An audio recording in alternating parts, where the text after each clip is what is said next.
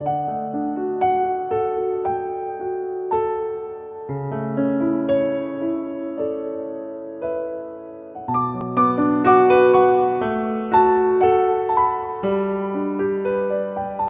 selamat pagi.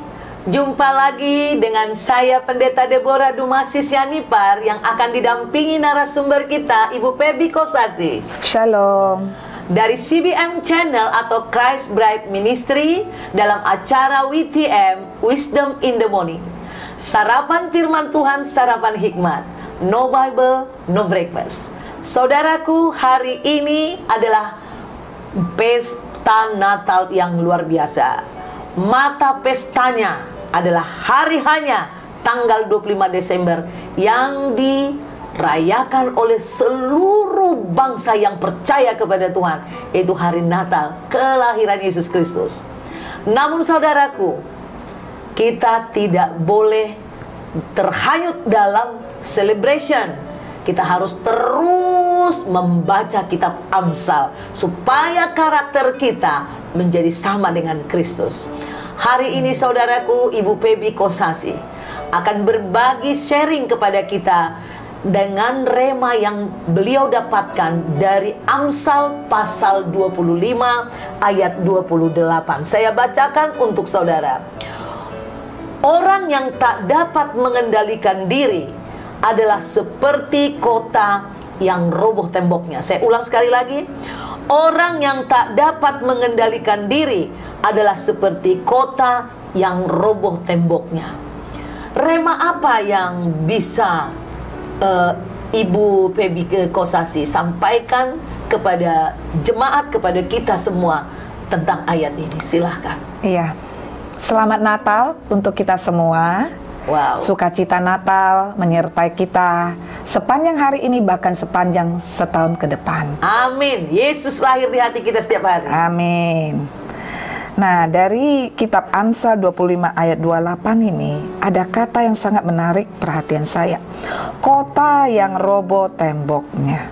Nah, tembok bagi sebuah kota itu adalah perlindungan, pertahanan.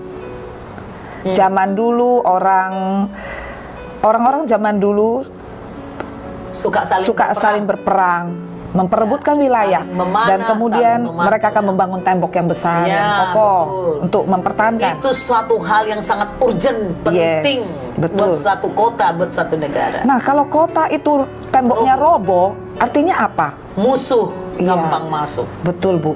Tidak ada pertahanan lagi. Sehingga bisa membawa kehancuran kepada kota tersebut. Ancaman kehancuran. Begitu juga dengan kehidupan kita orang percaya. Saat tembok dalam kehidupan kita ini roboh, nah, siapa yang akan masuk? Siapa yang akan menghancurkan? Dalam hal ini kita bicara adalah iblis. Roh-roh jahat. Roh-roh jahat yang ada di udara. Akan begitu mudah masuk, menipu pikiran kita, sehingga kita bisa dikalahkan dan menaati. Seperti apa ya kira-kira Ibu? Iya. Kasih contohnya. Salah satu hal yang hari-hari ini, khususnya setiap ibu-ibu yang pasti mengalami, saya percaya. Apa itu? Betul. Kita mudah emosi. Karena anak-anak kita sekarang yang kerja WFH di rumah, yang sekolah, ditimpakan kepada kita sebagian tugas daripada guru. Betul. Orang tua sekarang jadi lelah dan mudah marah. Betul sekali, itu dia Bu. sekarang. Nah, dulu kita jarang ketemu suami kalau sudah di atas jam 7 malam, ketemu tidak berapa jam sudah beristirahat. Ketemu anak juga begitu, apalagi buat ibu-ibu pekerja. Tapi hari-hari ini kita betul-betul diizinkan Tuhan untuk banyak menghabiskan waktu bersama dengan suami dan anak-anak dan anggota keluarga yang lain di rumah untuk melatih kita belajar mengendalikan diri. Dalam hal ini kita bicara soal emosi. Iya, betul. Nah, kenapa Tuhan izinkan kita mengendalikan diri dalam perkara emosi? Itu karena saat emosi, perkataan-perkataan sering tidak terkontrol. Sehingga bisa mendatangkan kutuk baik bagi diri sendiri maupun bagi orang yang kita bicarakan. Betul, betul. Seperti apa saat kita berselisih paham dengan pasangan ya, Bu? Hari-hari ini karena sering ketemu ya.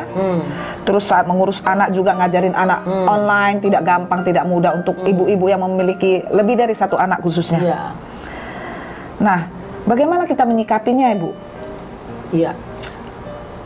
Jadi saya lihat ya Bu ya, dulu banyak sekali ibu-ibu di zaman dulu itu atau ayah, kalau sudah emosi kadang main keluarkan kata-kata ya. Kata-kata kadang kata-kata kebun binatang. Ada saya ingat dulu seorang ibu kalau sudah marah, dia memukul anaknya sambil ngomong, "Dasar kuda liar." Dia bilang seperti itu. Tiap kali memang nakal anaknya. Dan kemudian anak ini padahal perempuan melarikan diri sampai lebih 20 tahun sampai meninggal ayahnya, dia nggak tahu. Kita nggak ada yang tahu, dikirain sudah mati saudaraku. Tahu-tahu dia masih hidup. Nah, 20 tahun lebih menghilang. Nah, aku menangkap itu akibat perkataan kuda liar. Ya, kuda liar nggak ada yang bisa mengendalikan. Kalau dia ditangkap pun bisa ditanduk. Kira-kira seperti itu. Nah, apa mungkin yang pengalaman Ibu Pebi tentang ini? Ada apa mungkin Ibu bagikan? Terutama karena saya juga berasal dari kota Medan, Sumatera Utara. Ya. Nah, dari suku Chinese. Nah, dari dulu orang Chinese itu, terutama orang daerah ya, mereka itu suka sekali memanggil anak-anaknya dengan sebutan yang tidak pantas, sembrono. Ya. Bahkan saat marah emosi itu juga kata-kata yang tidak enak didengar itu sering kali keluar. Jadi itu akan membuat anak-anak ini bertumbuh besar. Iya, contohnya nanti kayak gini. mencontoh. Bodat katanya monyet, gitu kan? Manggil anak monyet, manggil istri juga monyet misalnya seperti itu ya. Nah, ada lagi Bu yang dengan dasar anak bodoh, dasar anak goblok. Nah, itu suatu saat anak-anak itu saat dia bertindak bodoh atau dia kurang pintar dalam sekolah, dan kita marahin, dia akan membalasnya dengan mengatakan, kan mama yang bilang aku bodoh, ya aku bodoh. Jadi saudara, sekalipun kita pernah mengucapkan kata-kata yang negatif terhadap anak-anak maupun terhadap suami atau istri, mari kita atau suami mumpung di perayaan Natal ini, mari kita melakukan pemberesan di hadapan Tuhan dan juga di hadapan sesama, baik itu suami, istri maupun anak-anak maupun saudara atau orang tua kita. Saudaraku, jika saudara mengalami suatu ikatan sudah terlanjur, misalnya mungkin orang tua saudara dulu sering mengutuki atau menyebut kata-kata sebutan seperti yang Ibu Pebi kasih tahu, monyet, sehingga kita memiliki penyakit seperti monyet atau kelakuan seperti monyet dan lain-lain misalnya nih saudaraku, atau disebut babi atau apalah binatang-binatang disebut, dan kemungkinan ada roh itu membentuk karakter saudara. Saudara perlu melakukan secara khusus pemutusan kutuk, meminta ampun kepada Tuhan, berdamai dengan keluarga, dengan Tuhan. Nah, jika keluarga sudah meninggal yang mengutuki, ya kepada Tuhan secara langsung. Kalau saudara tidak mampu, mungkin butuh seorang hamba Tuhan yang memiliki urapan untuk hal itu. Saudara cari. Nah, roh ini bisa diputuskan. Tetapi jika tidak, yang paling penting adalah saudara membangun hubungan yang intim dengan Tuhan. Tentu dengan cara bagaimana Ibu Pebi kita membangun hubungan dengan Tuhan. Nah, kita bisa lakukan saat teduh dengan memuji, menyembah Tuhan, membaca firman, berdoa, merenung firman Tuhan. Dan bahkan kalau memungkinkan kita lakukan mesbah keluarga. Nah, di dalam menyembah Tuhan ini, jika saudara tidak terlalu pintar menyanyi, saudaraku, nyanyikan saja dari kitab Mazmur, pokoknya tinggikan nama Tuhan, atau dari lagu-lagu mana, tapi engkau seakan-akan berbicara kepada Tuhan. Itu cukup saudaraku. Maka roh Tuhan nanti akan memberi kesegaran, sehingga kita tidak mudah emosi. Sekalipun di dalam pandemi ini mungkin ada bapak ibu yang sedang di PHK, tidak memiliki uang untuk mengontrak, cicilan banyak, uang sekolah anak, atau mungkin kelelahan didomplengin anak terus kemana-mana. Mungkin karena bertemu terlalu banyak di rumah juga jadi terjadi pergesekan-pergesekan dalam rumah. Saya percaya jika saudara datang menyembah kepada Tuhan, akan ada sukacita sehingga kita tidak mudah jatuh ke dalam emosi.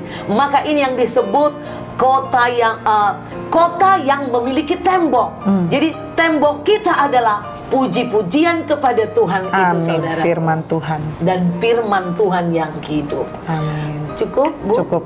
Oke, itulah rema yang bisa dibagikan oleh Ibu Pebi Kosasi dan saya Deborah Dumasi. Saudaraku, jika engkau terberkati dengan rema ini, terus tonton kami di acara WTM setiap jam 5 pagi. Dan saudara jangan lupa klik Christ Bright Ministry di YouTube saudara. Saudara like, saudara subscribe dan komen kalau bisa. Dan jangan lupa, mari bersama-sama bergandeng tangan ambil bagian memberitakan Injil sampai seluruh bangsa mendengar tentang kuasa dan kasih Yesus Kristus yang kita rayakan hari ini lahir di hati kita, membawa kesukaan, membawa kemenangan, memberikan pemulihan untuk seluruh hidup kita. Tuhan Yesus memberkati saudara. God bless Bless you. you.